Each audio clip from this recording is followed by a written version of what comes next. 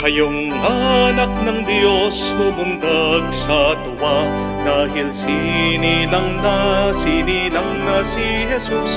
Magsimba na tayo, magpasalamat sa Ama. Salamat po binigay niyo si Jesus.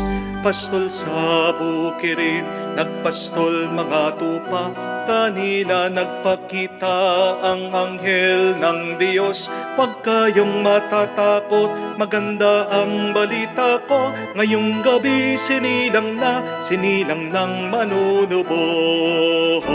Ngayong anak ng Diyos lumundag sa tuwa, dahil sinilang na si Jesus. Magsimba na tayo, magpasalamat sa Ama. Salamat po binigay niyo si Jesus.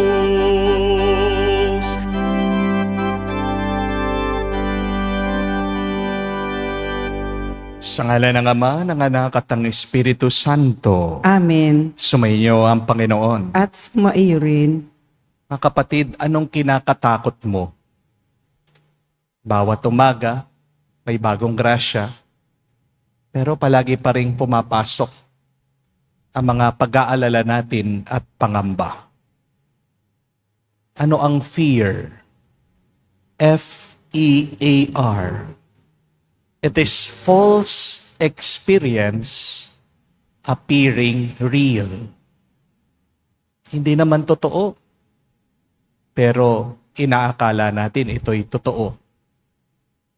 Hilingin natin ang awa at pagpapatawad ng Diyos sa mga pagkakataon na kung saan mas pinaniwalaan pa natin ang ating mga takot at pangamba at nakalimutan nating magtiwala at kumapit sa Kanya. Hilingin natin muli ang Kanyang awa. Tumapit tayong papakumbaba. Makita sana tayong karapat dapat makatanggap muli sa Kanyang mga banal na misteryo. Inaamin ko Sa makapangyarihang Diyos at sa inyo mga kapatid, na lubha akong nagkasala sa isip, sa salita, sa gawa at sa aking pagkukulang.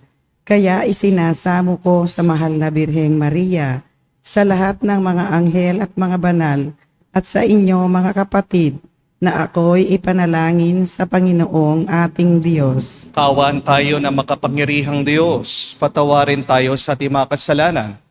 Patnubayan tayo sa buhay na walang hanggan. Amen. Panginoon, kaawaan mo kami. Panginoon, kaawaan mo kami. Kristo, kaawaan mo kami. Kristo, kaawaan mo kami. Panginoon, kaawaan mo kami. Panginoon, kaawaan mo kami. Manalangin tayo.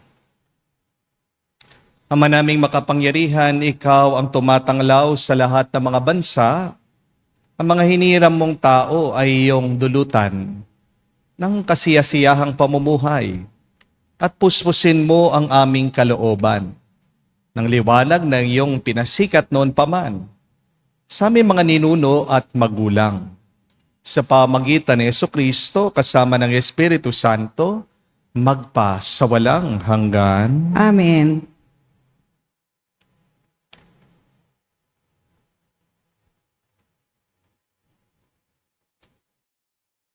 Pagbasa mula sa unang sulat ni Apostol San Juan. Minamahal kong mga kapatid, yamang gayon kadakila ang pag-ibig ng Diyos sa atin, dapat din tayong magibigan. Walang taong nakakita sa Diyos kailanman. Ngunit kung tayo'y nag-iibigan, nasa atin siya at nagiging ganap sa atin ang kanyang pag-ibig. Nalalaman nating nananatili tayo sa Diyos at siya naman sa atin, sapagkat pinagkalooban niya tayo ng kanyang Espiritu. Nakita namin at pinatotohanang sinugo ng Ama ang kanyang anak bilang tagapagligtas ng sanlibutan. Ang nagpapahayag na si Jesus, ang anak ng Diyos, ay nananatili sa Diyos, at ang Diyos na may nananatili sa Kanya. Nalalaman natin at pinananagan ang pag-ibig ng Diyos sa atin. Ang Diyos ay pag-ibig. Ang nagpapatuloy na umiibig ay nananatili sa Diyos at nananatili naman sa Kanya ang Diyos. Ang pag-ibig ay nagiging ganap kung hindi natin kinatatukutan ang araw ng paghukom. Sapagkat tayo'y tulad ni Kristo, kahit nasa daigdig pang ito, walang kalakip na takot ang tunay na pag-ibig, sapagkat pinapawi ng pag-ibig ang anumang pagkatakot. Hindi pa ganap ang pag-ibig ng sinumang natatakot, sapagkat ang takot ay kaugnay ng parusa. Ang salita ng Diyos. Salamat sa Diyos. Poon maglilingkod sa iyo, tanang bansa nitong mundo. Poon maglilingkod sa iyo, tanang bansa nitong mundo. Turuan mo yaong haring humatol ng katuwiran, sa taglay mong katarungan, O Diyos, siya'y bahaginan. Upang siya'y maging tapat, mamahala sa iyong bayan, at pati sa mahihirap, maging tapat siyang tunay. Poon maglilingkod sa iyo, tanang bansa nitong mundo. Mga haring nasa pulo at naroon sa Espanya, maghandog ng kaloob, ihahahin din sa Kanya. Pati yawong mga hari ng Arabia at Ethiopia, may mga kaloob ding taglay nilang alaala. Ang lahat ng mga hari gagalang sa harap niya. Mga bansay magpupurit, maglilingkod sa tuwina. Poon maglilingkod sa iyo, tanang bansa nitong mundo. Kanya namang ililigtas ang sinumang tumatawag, lalo yaong nalimot ng mga taong may hirap.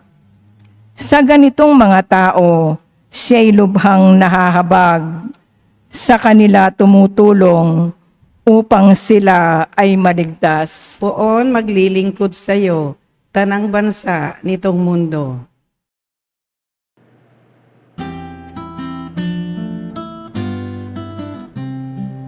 Alleluia, alleluia, alleluia, alleluia, alleluia, alleluia, alleluia, alleluia, alleluia, alleluia, alleluia, alleluia. Si Kristo naging tao, hari ng langit at mundo, sa Kanya'y manalig tayo. Aleluya, aleluya. Sumainyo ang Panginoon. At sumaiyo rin, Ang mabuting balita ng Panginoon ayon kay San Marcos. papuri sa iyo, Panginoon.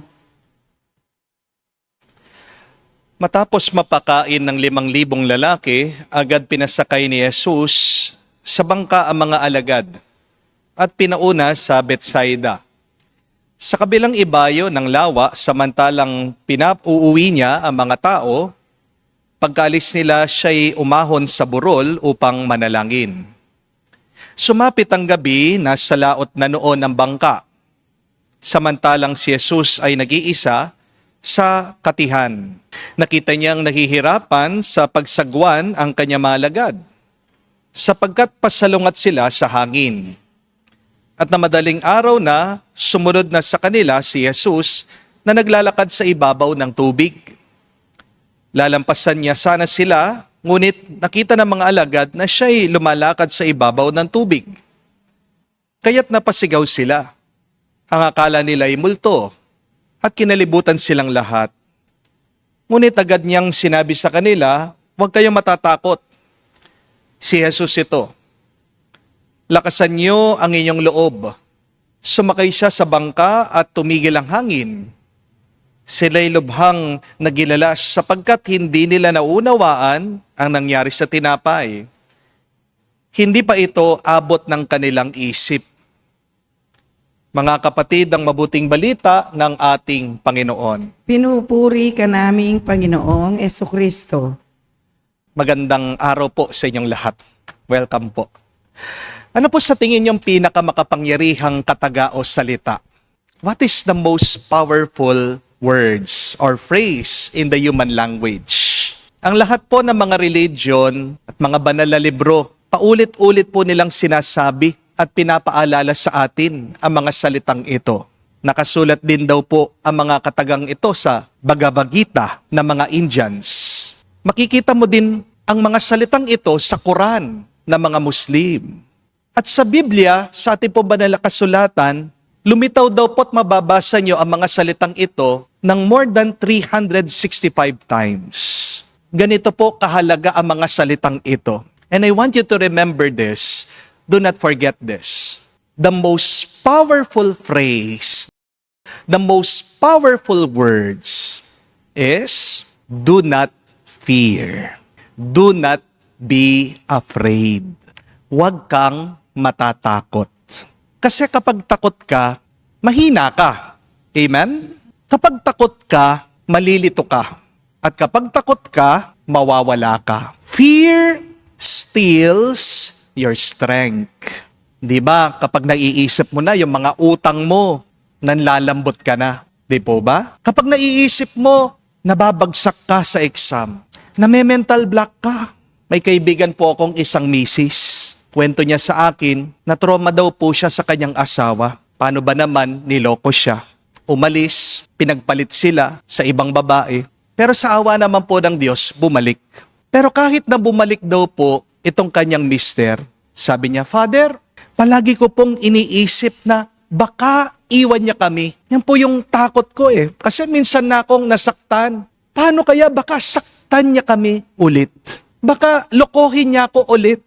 Yun yung takot ko, Father. Kaya bigla-bigla daw po, walang kaano-ano, iiyak siya. Nakuha pong pumayat at nanghina ito pong misis. Kung meron pong isang sandata, ang masama ang demonyo, para pasukin, sirain ang ating puso at kaluluwa. Ano? Ito po ang takot. Kaya naman po pinapaalala ng Diyos sa atin sa Ebanghelyo, kahit na hindi tayo sigurado minsan sa buhay, kahit na nasa gitna tayo ng ating mga dilim at problema, kahit na hindi natin nakikitang maliwanag o malinaw ang Diyos, huwag tayong matatakot. Nung daw po nakita ng mga alagad si Jesus, naglalakad sa ibabaw ng tubig, ayon po sa ating nabasang Ebanghelyo, inakala daw nila na multo siya. Pero ano yung sinabi niya sa kanila? Huwag kayong matakot, si Jesus ito. Actually, mas maganda po ang translation nito sa English. Kung babasahin niyo po ang kwento, ang sabi ni Jesus, do not fear, I am. Ang salita pong I am ay makikita niyo po, maririnig, kung babalikan niyo po yung kwento tungkol kay Moises at nung burning bush. Nung tinanong daw po ni Moses, sino yung nagsasalita doon sa umaapoy na halaman? Nagpakilala daw po ang Diyos. Sabi niya, I am who am. Ako ay ako. Ano ang dahilan para mawala yung ating mga takot at pangamba? Ito ay dahil si Jesus ay Diyos. At hindi lang siya nanatiling nakalayo, lumalapit siya, pumapasok siya sa ating buhay. Tandaan niyo po ito, ang barko lumulubog hindi dahil may butas ito. May iba't iba pong butas ang barko. Merong mga bintana, may mga pintuan. Pero ang barko lumulubog dahil nakakapasok ang tubig dun sa butas. Magandang itanong yan. Ano bang aking palaging pinapasok sa isip at puso ko? Ito po ba ay takot o pasasalamat? Ito ba ay pag-aalala o papuri? Ito ba ay pagsamba o pagsasaya? May napakaganda po ako nabasa, nakahulugan po ng tapang. What is courage really? It said that courage is fear that said its prayers. Ang ganda po, no? Ulitin ko po yon. Courage is fear that said its prayers. Ang tapang daw po ay takot na nagdasal na. Kapag ikaw ay nanalangin, dun lang nawawala ang iyong takot. Di po ba? Kapag ikaw ay nagdasal, dun ka tumatapang, dun lumalakas ang iyong loob. Amen? Lahat naman po tayo may takot. Hindi mo maaalis yan sa buhay. Meron mga iba, iniisip, makakaraos ba sila sa gastusin? May iba nagtatanong, kung lolokohin ba sila ulit ng kanilang mga asawa? Makakakuha kaya ng trabaho ang anak ko? Tanong ng ibang magulang. Gagaling kaya ako sa aking sakit? O baka mamamatay na ako? Yan ang takot ng mga may karamdaman. Mag-uumpisa na kaya ang World War III? Tanong na maraming mamamayan. Makakauwi pa kaya ako sa Pilipinas? Makakapag-retire kaya ako ng mabuti? Tanong at takot ng mga OFW. Kung bibigyan mo ng pansin ang mga takot mo, diyan lalaki ito. Di po ba? What you focus magnifies. If you focus on your fear, it magnifies. It stays in your life. Pero kung mananalangin ka, diyan mo mapapansin ang ginagawa ng Diyos sa iyo. Diyan mawawala ang iyong pangamba. Diyan ka lalakas muli. Ang sabi nga po, ang isang mataas na puno, hindi po natatakot sa malakas na hangin at bagyo. Kung ang ugat ng puno ay malalim na nakatanim sa lupa. Wow, what a very beautiful image. Remember that a tree does not fear any storm, any strong wind, if its root is really embedded on the ground. Mga kapatid, magpapatuloy kang manlalambot, nangihina, kung hindi ka nakaugat at nakakapit sa Diyos. Di po ba? Yes, lift your hands to God. Always look at the Lord, but do not forget to humble yourself and root your soul to God. And to receive courage from the Lord, we have to pray. Because remember that prayer is power. No prayer, no power. Fear is a mind killer. Ang nakakapatay po, laso ng isip natin. Takot. Fear is a little death of the soul. Kapag ikaw ay natatakot, ini-entertain mo mga pangamba mo, ikaw mismo nagsusuicide ka, pinapatay mong kaluluwa mo. Kaya napakaganda po nung linya sa isang pelikula na aking narinig. Ang sabi po niya, all you need is just a 20-second crazy courage. And something great will happen to you. Yun lang naman po ang kailangan natin sandaling tapang lang para mawala yung takot mo at matatanggap mo ang isang mabuti, magandang bagay. Lahat ng mga hinihingi natin, lahat ng mga pangarap natin, lahat ng mga mabubuting bagay ay nandoon sa kabila ng ating kinakatakot. Para matanggap mo yung grasya, yung bendisyon. Lampasan mo lang, daanan mo lang ang takot mo. Just try it. We only need a leap of faith. Isang lundag lang ng pananampalataya, may grasya na. Sa umpisa lang naman, nakakakaba, nakakatakot. Di ba ganyan ang exam? Pero kung maalala mo, nag-aaral ka naman at ikaw ay nananalangin, nagpapabasbas sa Diyos. Bakit mag-aalala ka pa? Bakit matatakot ka pa? Sa umpisa lang naman, nakakatakot, magnegosyo. Pero kung araw-araw, nagpupursige ka, dumidiskarte ka, at inaalay mo sa Diyos ang iyong pagod, masasanay ka din. Magkakaroon ng bunga ang iyong kapaguran. Di po ba? Sa umpisa lang naman nakakatakot, magpa-check sa doktor. Mas nakakatakot nga kung hindi mo alam kung ano nangyayari sa iyong katawan. Mas nakakatakot yung hindi ka na lang nagising isang araw. Hindi po ba? Pero at least, kapag narinig mo yung paliwanag ng doktor at sasabihin niya anong kailangan mong gawin para ikaw ay gumaling, nababawasan yung iyong kaba. Di po ba?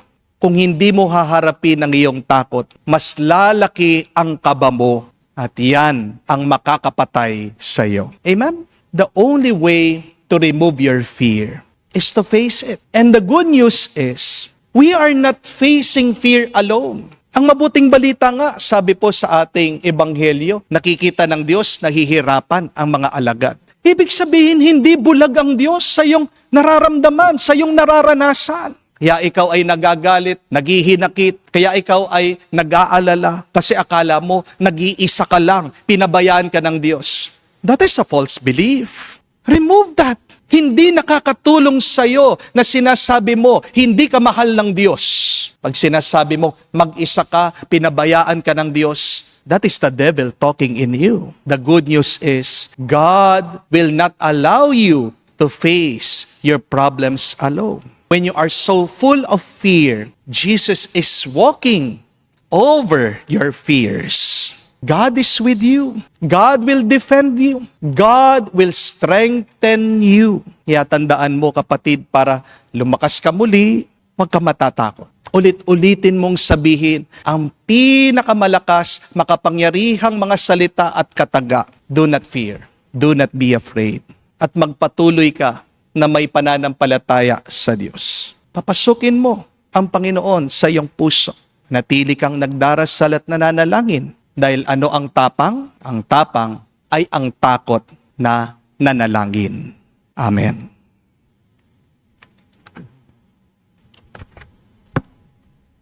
Tumayo po tayo. Hilingin natin sa ating Ama sa Langit na palakasin ang ating pananampalataya at tulungan tayong mapaglabanan ang ating mga takot. Sabihin natin, Panginoon, dinggin mo kami. Panginoon, dinggin mo kami. Ang simbahan sa buong mundo naway magpakita ng malalim na pananampalataya sa Diyos na ating Ama na siyang nagpapatnubay sa mga pangyayari sa mundo. Manalangin tayo sa Panginoon. Panginoon, dinggin mo kami. Tayo naway lumago sa pananampalataya at sa gayon ay magtiwala tayo sa mga bagay na ating inaasam at nakatitiyak sa mga bagay na hindi natin nakikita. Manalangin tayo sa Panginoon. Panginoon, dinggin mo kami. Ang mga naligaw sa landas ng buhay, naway makabalik ng ligtas sa kanilang tahanan. Manalangin tayo sa Panginoon. Panginoon, dinggin mo kami. Sa katahimikan po ng ating puso, manggitin natin, sabihin natin sa Diyos ang ating mga personal na pangangailangan. Ama naming nasa langit, batid namin, pinagkakaloob mo ang anumang kahilingan sa ngalan mo. Nawa ay maging bukas lagi ang aming mga tenga sa iyong salita. Hinihiling namin ito sa pamagitan ni Kristo na aming Panginoon. Amen.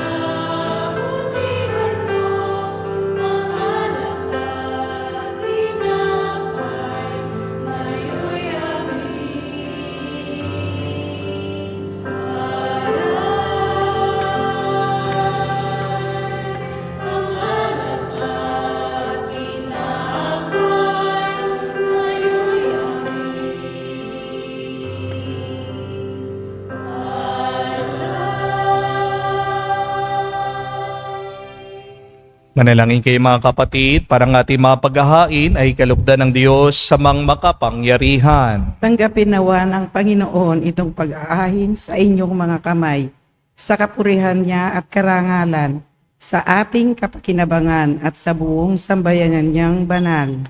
Ama naming lumikha, ang tapat na pag-ibig at pagkakasundo ay sa iyo nagmumula.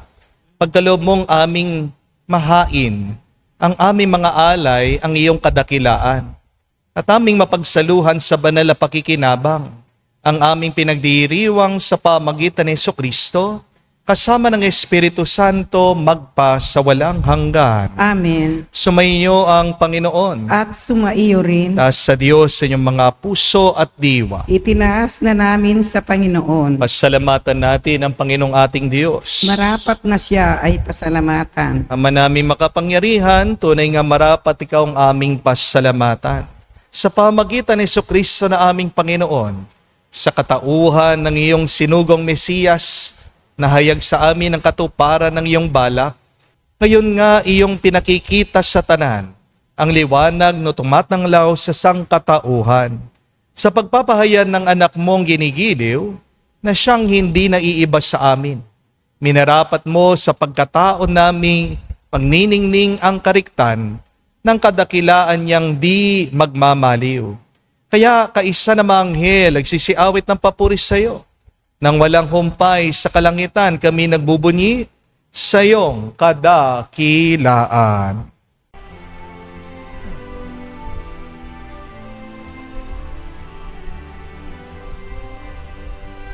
Santo, Santo, Santo, Panginoong Diyos ng mga hukbo, napupuno ang langit at lupa ng kadakilaan mo. Hosana, Hosana, sa kaitaasan, pinagpala ang naparito sa ngalan ng Panginoon. Hosana, Hosana, sa kaitaasan. Hosana, Hosana, sa kaitaasan. Ama naming banal, ikaw ang bukal ng tanang kabanalan. Kaya't sa pamagitan ng iyong Espiritu, gawin mong banal ang mga kaloob na ito, upang para sa amin maging katawan at dugo ng aming Panginoong Hesukristo. Bago niya pinagtiis ang kusang loob na maging handog, hinawakan niyang tinapay, pinasalamatan kanya. Pinaghati-hati niya iyon, inabot sa kanya malagad at sinabi, "Tanggapin ninyong lahat ito at kanin. Ito ang aking katawan na ihahandog para sa inyo."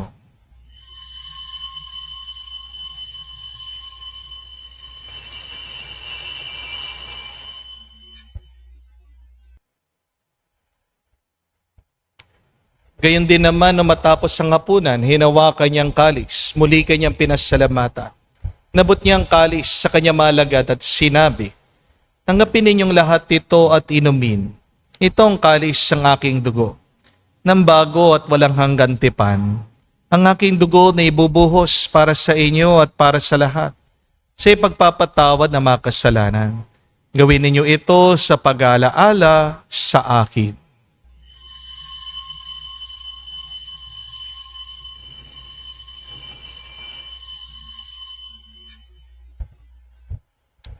Ang misteryo ng pananampalataya.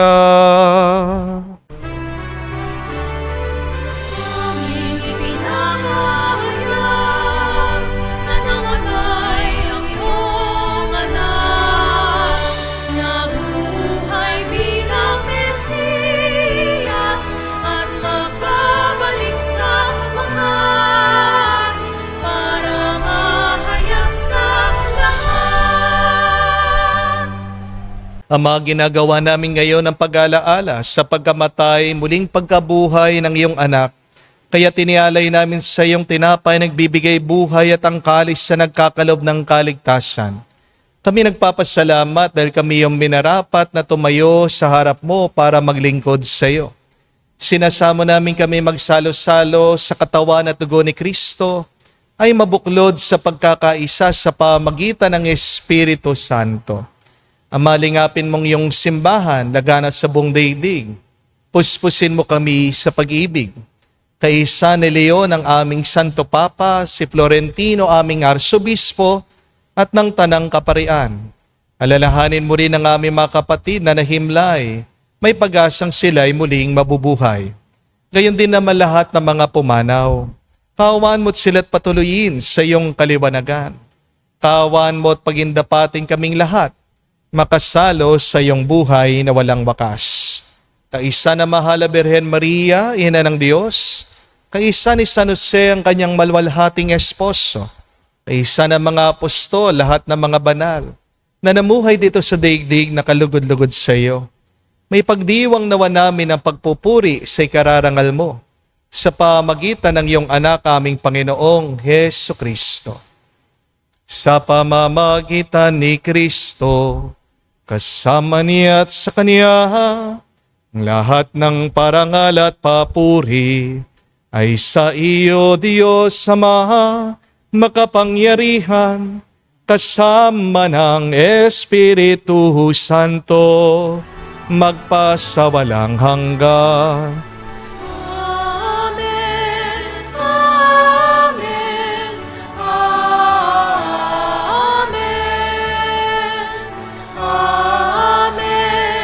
Amen, Amen, Amen. Sa nakagaling na utos sa turo ni Jesus sa Panginoon natin at Diyos, ipahayag natin ang lakas loob.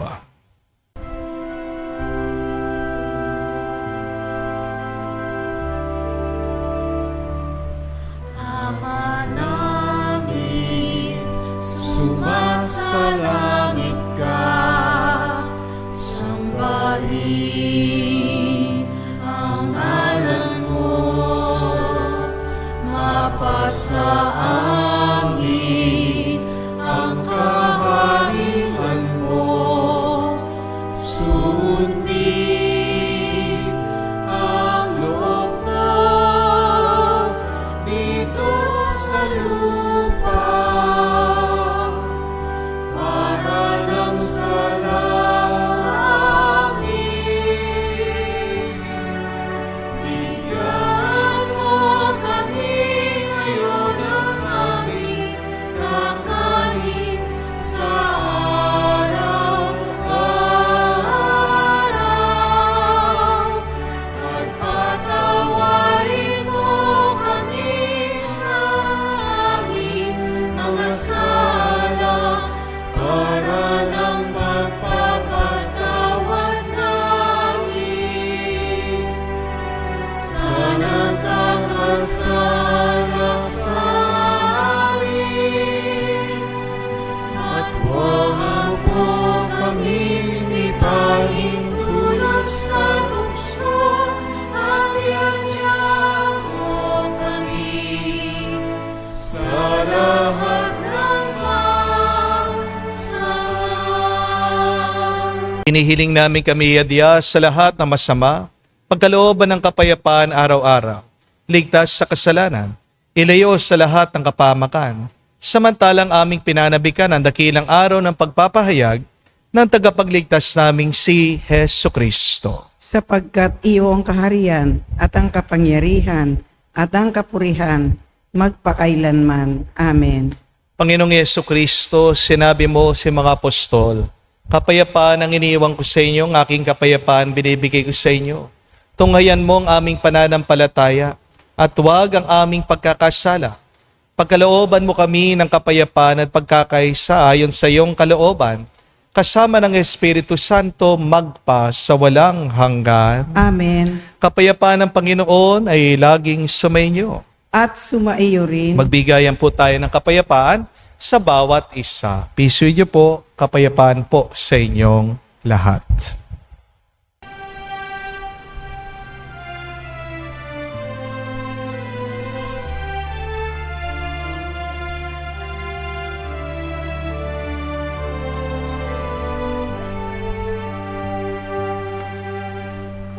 Kordero ng Diyos na nag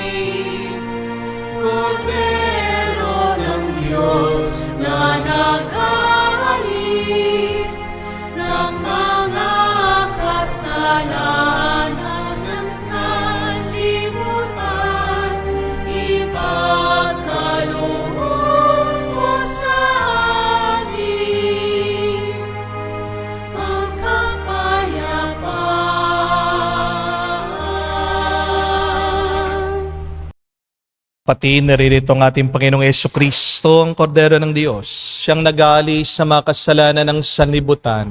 Mapalad tayong lumalapit sa piging ng Kordero. Panginoon, hindi ako karapat-dapat na magpatuloy sa iyo, ngunit sa isang salita mo lamang ay gagaling na ako.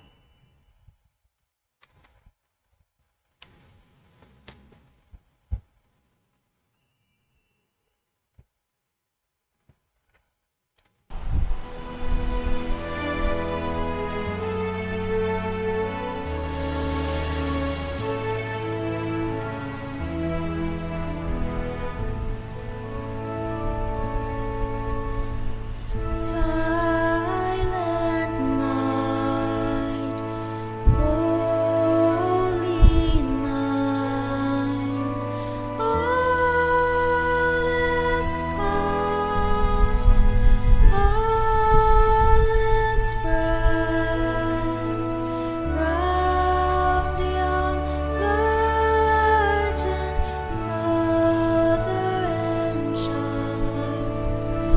Holy infant, so tender and mild, sleep in heavenly peace.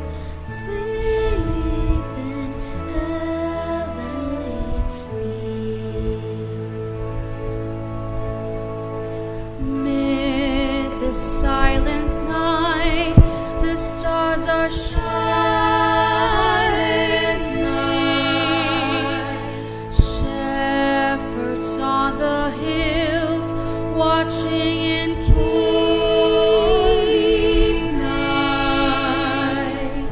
The folks and flocks are in the forest calm, keeping and watching on the clouds bright. Silent Virgin, silent night, holy infant, so tender and night, sleep in peace, sleep in heaven, sleep in heavenly peace. Manalangin tayo.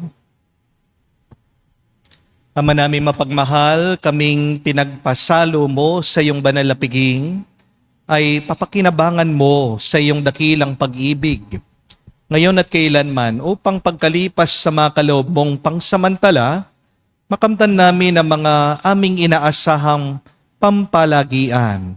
Sa pamagitan ni Jesucristo kasama ng Espiritu Santo, magpa sa walang hanggan. Amen.